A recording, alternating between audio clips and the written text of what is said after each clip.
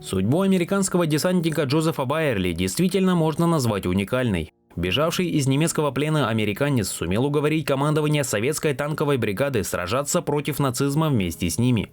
А спустя месяц Джозеф уже общался с маршалом Советского Союза Георгием Жуковым. В этом видео говорим о Джозефе Байерли, американском десантнике, сражавшемся плечом к плечу вместе с советскими солдатами. Джозеф Байерли родился в 1923 году в маленьком американском городке Маскигон, штат Мичиган. После окончания школы парень записался добровольцем в армию, хотя мог рассчитывать на стипендию в университете Нотр-Дам. Будущий десантник был потрясен атакой японцев на Перл-Харбор, поэтому счел обучение не совсем уместным в данной ситуации.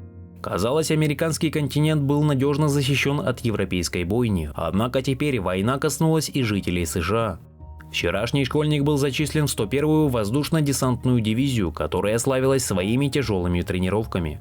Как ни странно, суровые физические нагрузки даже нравились Джозефу. Он также просто обожал прыгать с парашютом, за что сослуживцы прозвали его Прыгун Джо. Доходило даже до того, что некоторые не особо смелые бойцы платили Байерли по $5, чтобы он прыгнул вместо них, так как сами боялись. Однако обучение вскоре закончилось, и Джозеф Байерли с тысячами других десантников в ночь с 5 на 6 июня был заброшен в Нормандию.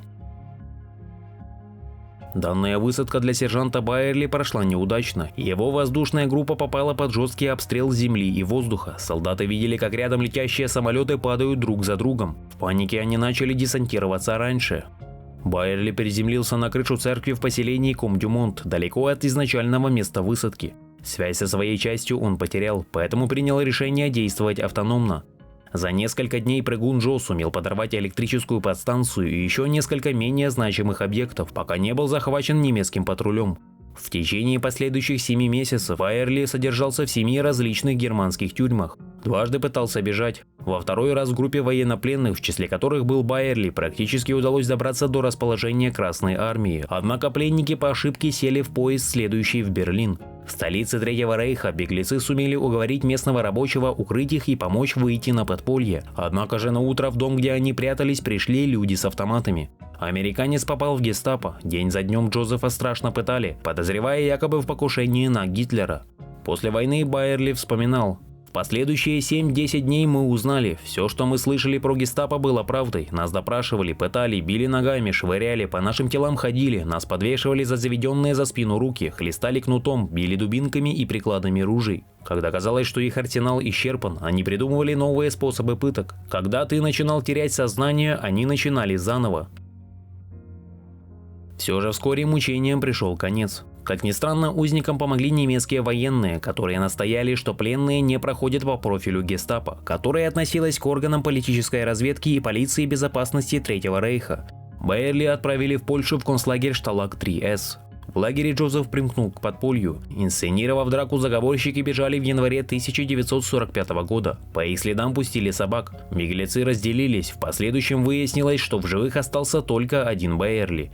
Сержант прыгнул в реку и целую ночь шел по ледяной воде на звуки разрывающихся снарядов в сторону фронта. На третий день Джозеф, обессилевший, упал в заброшенном сарае. На следующее утро ему встретилась советская танковая группа. Беглец объяснил командиру, что является американским военнопленным, и попросил взять его с собой воевать против нацистов. По некоторым данным, тем командиром была знаменитая женщина-танкист Александра Самусенко. Байерли выдали ППШ и назначили в группу пехоты, которая ехала на задней части танка. По иронии судьбы, это был американский танк «Шерман», поставленный на Второй Белорусский фронт по Ленд-Лизу. Через месяц сражений в рядах нашей армии Джозеф Байерли получил тяжелое осколочное ранение и был отправлен в госпиталь. Из воспоминания Джозефа Байерли. Вдруг в госпитале началась какая-то суматоха. Многие пациенты пытались встать, и я тоже попытался. Ко мне подошел русский офицер, я его сразу узнал, это был маршал Жуков. Он велел мне лечь и через переводчика спросил, как я себя чувствую, где я был ранен. Оказалось, что в госпиталь приехал маршал Советского Союза Георгий Жуков повидаться с ранеными. Узнав, что здесь лежит американский десантник, который воевал за Красную Армию, он захотел с ним познакомиться. По приказу Жукова Байерли дали официальное письмо, которое помогло Джозефу добраться до американского посольства в Москве. Сначала Джозефа не признали, ведь по документам он уже был мертв. Но после, когда из Америки прислали его отпечатки пальцев, все стало на свои места. Байерли вернулся домой в апреле 1945 года. В сентябре 1946 он обвенчался с Джоанной Хэллоуэлл в той же церкви, где за 2 года до этого его заочно отпевали. Даже священник был тот же. В 1979 году Джозеф Байерли впервые побывал в СССР, и с тех пор американец неоднократно посещал Советский Союз, а позже и Россию. Умер десантник в 2004 году от сердечного приступа и был похоронен с почестями на Арлингтонском военном кладбище. Его сын Джозеф Байерли, в 2008-2012 годах бывший посол СССР в России, отмечал в беседах со СМИ, что отец всю жизнь был благодарен советским солдатам за спасение.